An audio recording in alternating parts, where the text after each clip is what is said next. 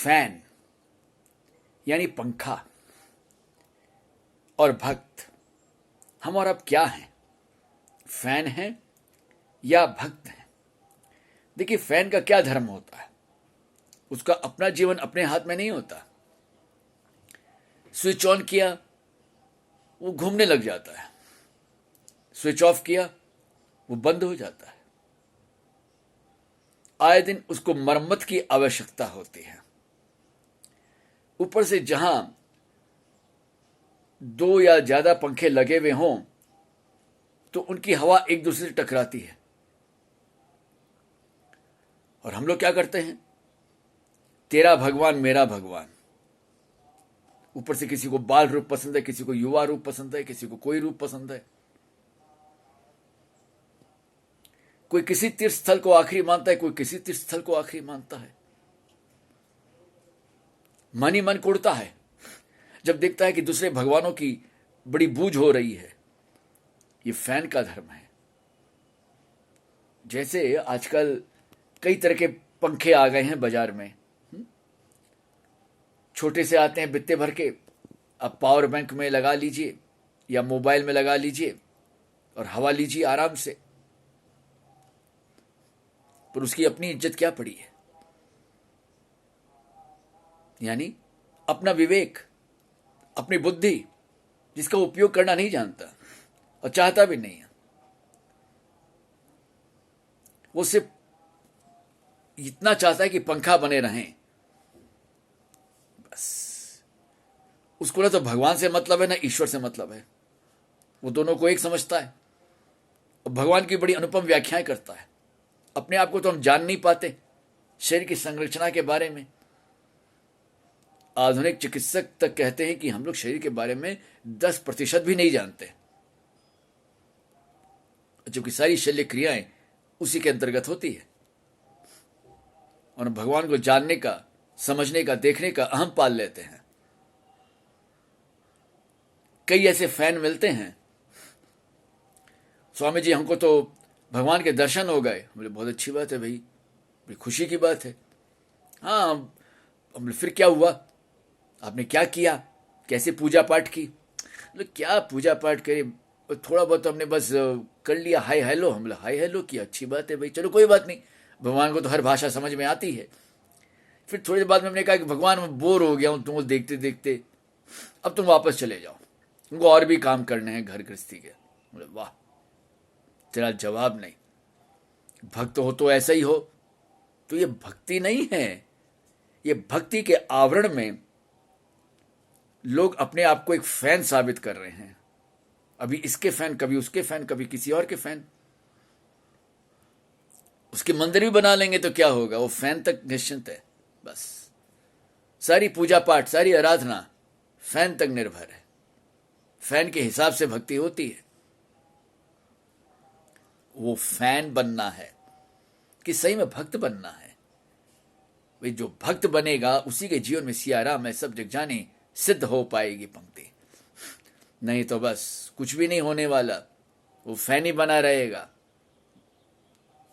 और कुड़ते रहेगा, दूसरे फैन से भिड़ता रहेगा। और जहां उसको कुछ आयोजक प्रायोजक ढंग के मिल गए वैसे ही, तो फिर कहना ही क्या। वो समझ गया बस हमारे बराबर कोई नहीं, हम जिसके फैन है वही एकमात्र सब कुछ है। कभी सोचा भी कि उसको अगले को पता भी है कि तुम उसके फैन हो कि नहीं हो? खाली घूमे जा रहे हो, घुमाए जा रहे हो, अपने दैहिक बल का प्रदर्शन करते जा रहे हो। ऐसी दबंगई किस काम की? ये भक्ति तो कदापि नहीं है। मानी जो बाहरी भक्ति को सब कुछ मानते हैं वो सच में होते क्या है? फैन। और वो देता क्या है? हवा। और कभी कभी तो पंखे की हवा भी बड़ी गर्म लगती है, नहीं? इस पर ध्यान दिया है? वो भी कभी न कभी नहीं सुहाती, अच्छे नहीं लगते। तो यानी उसका अच्छा लगना न लगना किसी और की मर्जी पर निर्भर है। हमारे प्लेलिस्ट में एक है करंट इश्यूज, उसमें एक वीडियो है, कहीं कबाड़ी और भिखारी तो नहीं। वो भी जरा सुन लीजिए, हिंदी में है, अंग्रेजी में है, आर वी ऑल पुअर। तो हम लोग की स्थिति क्या है? ये जो फैन रहेगा वो यही रहेगा और कुछ नहीं बन सकता। और वो अपने आप को सोचता है कि बस। इसलिए ऐसे लोग क्या कहते हैं, परमात्मा को तो कोई पा ही नहीं सकता, कि जैसे उसने आत्मा परमात्मा दोनों का अर्थ समझ लिया है, उसको कुछ भी समझ में नहीं, उसको कोई मतलब भी नहीं है, लेना देना भी नहीं है। वो विरोध भी करेगा तो फैन बन के करेगा, समर्थन भी करेगा तो फैन के रूप में ही करेगा, और दूसरे से भी यही आशा करेगा कि वो फैन बन जाए किसी न किसी का। अब भक्ति नहीं करते।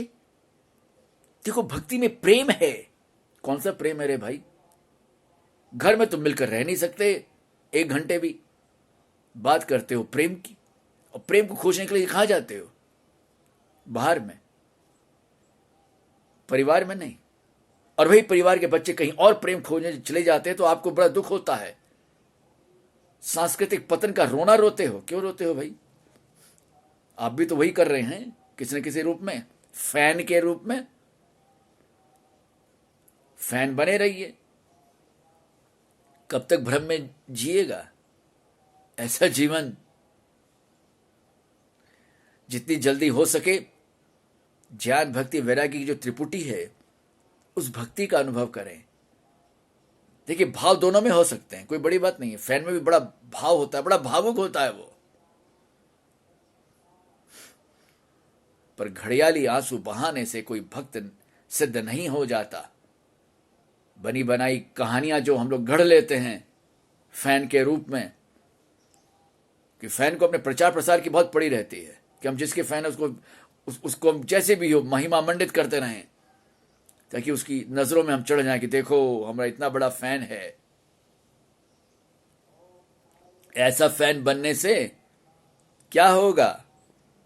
मशीन बने रह जाओगे, और शेष में कबाड़ी के यहां चले जाओगे। पंखा होता क्या है? पुराना पंखा हो गया, काम का नहीं है, तो कोई नया बाजार में आ गया है पंखा, वो देखने में ज्यादा मनमोहक है, अच्छा है, उसको लगाने से उसको मतलब इज्जत बढ़ जाएगी समाज में कि देखो कितना महंगा पंखा ये लोग व्यवहार में लेते हैं। तो क्या होगी आपकी हालत? तो वैसे भी कोई गिनती में नहीं आने वाले।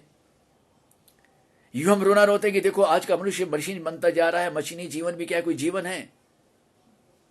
पर सही में हम खुद क्या हैं ये हम भूल जाते हैं कि हम सबसे पहले तो फैन ही बन चुके हैं,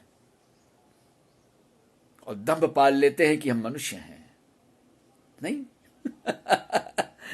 अब करना क्या है? सोचना आपका काम है कि भाई फैन बनने में भलाई है कि सही में भक्ति में भलाई है और भक्त बनने में भलाई है। दिखावे की भक्ति तो वो भी कर लेता है, स्विच ऑन कर दे तो बस घूमने लग जाता है, बड़ी मस्त हवा देता है। नहीं, खरताल चिमटा हो, चाहे कुछ भी हो, चाहे बाहरी साज पोशाक हो, क्या कहने, तमाम तरह के रीति रिवाज, बस ये पंखे का ही धर्म है और कुछ नहीं है। कम से कम अपने अंदर झांक लेने में क्या दोष है? क्या लगता है आपको? कुछ अलग से नुकसान हो जाएगा? ये नफे नुकसान का मामला तो पंखा सोचता है, भक्त नहीं सोचा करता।